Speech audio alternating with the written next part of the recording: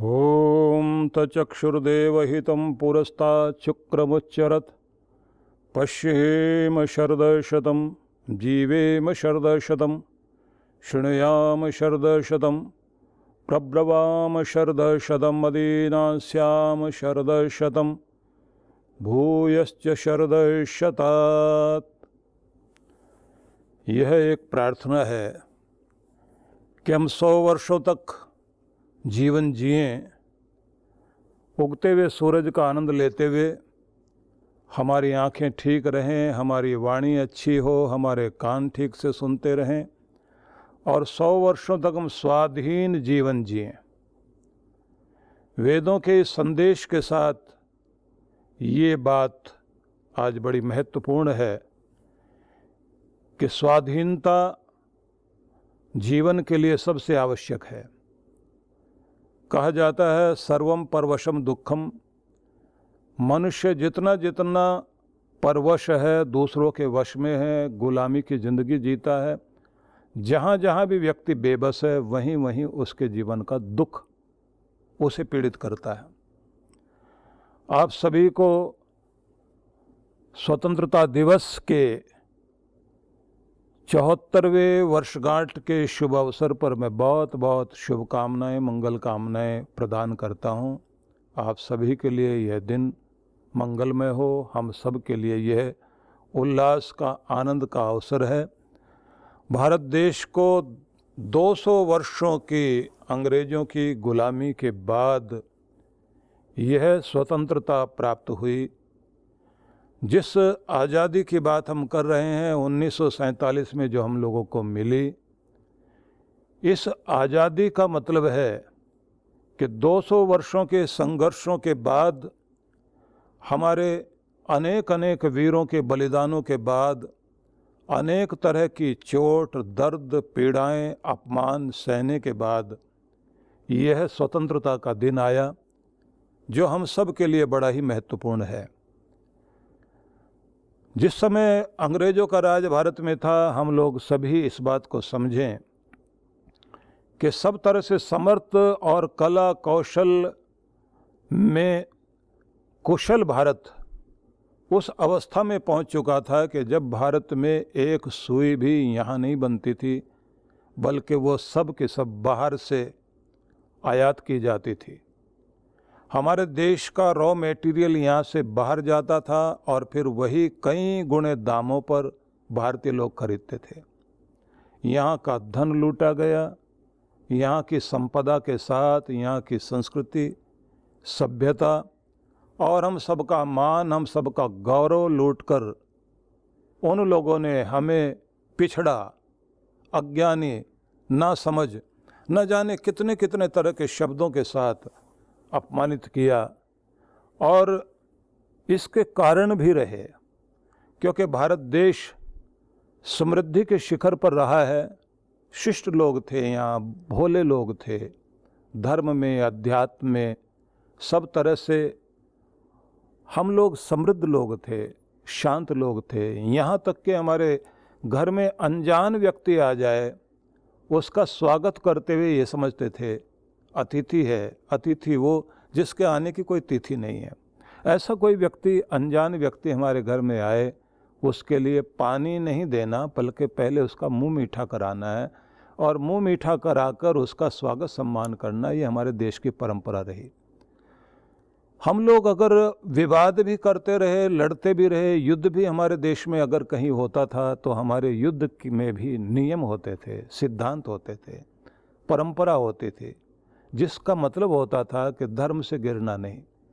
इतनी सारी चीज़ें मानने वाले लोगों के साथ जो कुछ हुआ, जिस तरह से खैबर दर्रा पार करके कुछ घुड़सवार हमलावर भारत में आते रहे और यहाँ की संपदा लूट लूट कर जाते रहे, और उसके बाद 700 सालों तक वह एक दौर हम लोगों ने देखा कि जिस समय मुस्लिम आक्रांता से लेकर के बहुत सारे वे लोग यहाँ आए, चंगेज, हलाकू, नादिर शाह, तैमूर लंग, और बाद में फिर वो भी समय आया जब मुग़ल वंश बहुत समय तक यहाँ राज करता रहा। 700 वर्षों के लगभग यह भी एक दौर था। और उसके बाद समुद्री लुटेरे ईस्ट इंडिया कंपनी के जरिए, ईस्ट इंडिया कंपनी के माध्यम से व्यापार करने के बहाने भारत में अंग्रेज घुसे। और जब उन्होंने देखा कि यहाँ के लोग बहुत भोले हैं, यहाँ के लोगों के पास में संपदा अथाह है, यहाँ के लोगों को लूटा जा सकता है, लेकिन उन्होंने सबसे पहले ये देखने की कोशिश की कि भारत के लोगों की एक कमजोरी है।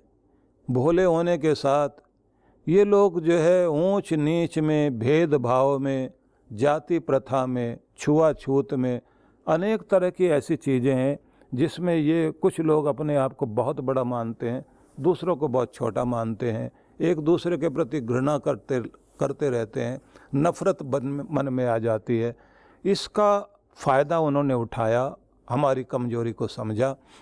उस कमजोरी को समझने के बाद उन्होंने सबसे बड़ा काम ये किया कि फूट बढ़ाते रहे, आग लगाते रहे, भाइयों को आपस में लड़ाते रहे और इस तरह से वह राज करते रहे। जैसे कहा जाता है कि दो बिल्लियां आपस में लड़ रही थी और बंदर जो है फैसला करने के लिए गया। वो दोनों की रोटी बराबर करने के लिए थोड़ा थोड़ा दोनों की रोटी में से खाता था और आखिर में उसने उनकी सारी रोटी खाई और बिल्लियां झगड़ती रह गई।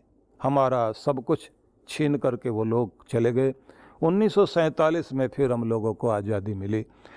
लेकिन जब आज़ादी मिली तो आप लोग जानते हैं कि उस आज़ादी के समय में भी एक बहुत बड़ी बात घटी। भारत देश दो टुकड़ों में बटा। दो टुकड़ों में बटने के बाद दो देशों का उदय हुआ। उन दो देशों के उदय में हम लोग देखते हैं कि वो सांप्रदायिक आधार पर हिंदू मुस्लिम के नाम पर जो आग अंग्रेज़ों की ही लगाई हुई थी, वही उनकी भड़काई हुई आग थी। उसके कारण 72,26,000 भारत के अंदर से मुस्लिम लोग पाकिस्तान गए और 72,49,000 के लगभग हिंदू और सिख पाकिस्तान वाली भूमि से भारत भूमि में यहाँ आए। विस्थापन की ये एक बहुत बड़ी संख्या थी जो दुनिया के इतिहास में कभी भी इतनी बड़ी संख्या में लोग विस्थापित नहीं हुए। और उसका परिणाम ये हुआ कि भूमि बटी, आकाश बटा, नदियाँ बट गई और पर्वत बट गए। उससे ज़्यादा दिल और विवाद की जो आग वो लोग लगा कर गए थे, धर्म के नाम पर, संप्रदाय के नाम पर, वह मत मजहब की लड़ाई, आज तक वो आग बुझी नहीं है, जिसका खामियाजा आज तक हम लोग भुगत रहे हैं। इसलिए मैं ये निवेदन करना चाहता हूँ, जिन लोगों ने भारत देश को आज़ादी दिलाने में अपना योगदान दिया, वो बहुत सारे लोग थे। जिनके बलिदान को याद करने का आज दिन है, उसमें आप उस वीर बोस, सुभाष चंद्र बोस को याद करना आवश्यक होगा, जो आज़ाद हिंद सेना बनाकर अंग्रेज़ों के विरुद्ध खड़ा होकर और इतनी बड़ी लड़ाई लड़ी कि अंग्रेज़ों को कपा दिया। भारत को यह आज़ादी जब मिली है तो आप समझिए, सुभाष चंद्र बोस, वीर भगत सिंह, चंद्रशेखर आज़ाद, गेंदालाल दीक्षित, राम प्रसाद बिस्मिल और न जाने कितने कितने, करतार सिंह सरावा जैसे बहुत सारे लोग, वीर भगत सिंह का बलिदान सब लोगों को याद है। कितना बड़ा प्रभाव उसका रहा। छोटी सी आयु का 16 वर्ष का एक युवक खुदीराम बोस, बंगाल की धरती से, जिसने अपनी कुर्बानी दी। इधर हम अगर कहें तो महात्मा गांधी, जवाहरलाल नेहरू, एक आंदोलन वो भी खड़ा था जो लोकमान्य तिलक ने खड़ा किया था। ये सारे आंदोलन अपना काम कर रहे थे और भारत की आज़ादी में एक उल्लेखनीय योगदान सरदार पटेल का ज़रूर याद किया जाना चाहिए, जो आज़ादी से पहले भी और आज़ादी के बाद भी जो उन्होंने कार्य किया। इस समय हम अपने समस्त वीर शहीदों के प्रति श्रद्धाभाव से नतमस्तक होकर उनको प्रणाम करते हैं और उन शहीदों को याद करते हैं कि गड़ गए जो नींव में, उन पत्थरों को याद कर लो जो नहीं देते दिखाई उन बहादुरों को याद कर लो।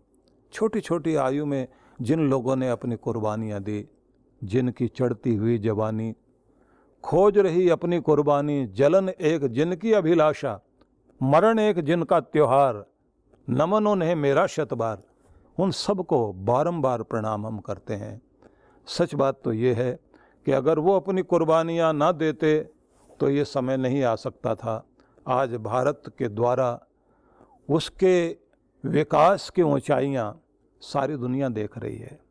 भारत ने जिस तरह से अपने आप को ऊंचा उठाया, जैसे सिर उठाकर हम दुनिया के सामने खड़े हैं। जिसके यहाँ सुई तक नहीं बनती थी, आज उसकी सुई से बने हुए कपड़े पूरे यूरोप के बाजार अटे पड़े हैं। और जिसके यहाँ साधारण सी कील भी नहीं बनती थी, उस देश के अंदर आज सैटेलाइट अपने हैं, टैंक अपने हैं, युद्धक विमान हमारे अपने हैं। और आज हमने चांद सितारों की दुनिया को छुआ है।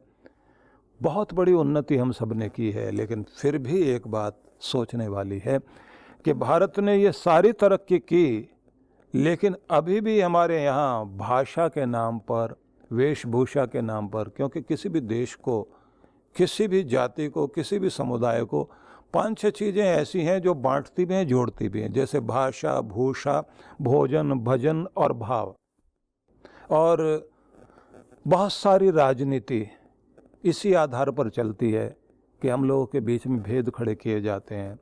भारत को कमज़ोर करने के लिए ये भी एक बहुत बड़ी दुर्बलता हमारी बन रही है, जिससे हमें जीतना होगा। और मैं ये निवेदन करना चाहता हूँ कि किसी भी देश की ताकत उसकी श्रद्धा और उसका विश्वास, उसका आत्मविश्वास और उनके युवक, उनकी नैतिकता, उनकी देशभक्ति होती है। आवश्यकता इस बात की भी है कि हम अपने बच्चों को वीरों का इतिहास सुनाएं, वीरों की गाथाएं सुनाएं। हमने अपने बच्चों को फिल्मी हीरो टाइप का बनाना शुरू कर दिया है। हम लोग उनके अंदर वो वीरता भरने की कोशिश नहीं करते जो हमारे वीर लोग रहे हैं, राणा प्रताप, वीर शिवाजी।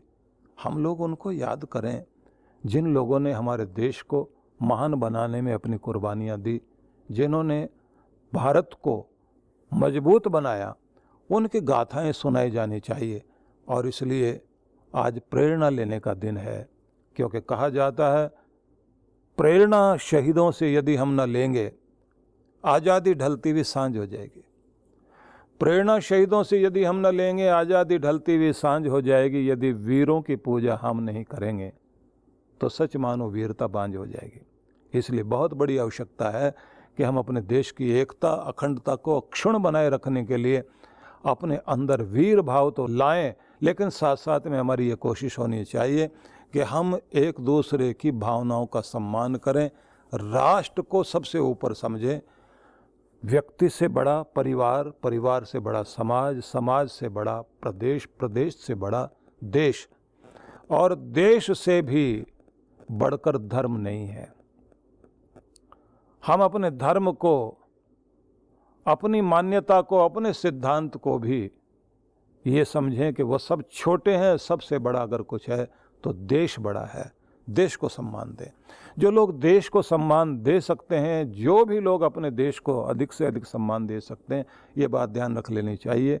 उन्हें कोई गुलाम नहीं बना सकता, और वही सिर उठा करके, ऊंचा सिर करके जी सकते हैं। इसलिए मैं ये निवेदन करना चाहता हूँ, आवश्यकता है राष्ट्रीय एकता बनाए रखने की, अखंडता बनाए रखने की, एक बने रहने की और मिलजुल कर रहने की। मैं आप सब के प्रति बहुत सारी मंगल कामनाएं करते हुए आज के दिन के लिए बहुत बहुत बधाई देता हूँ।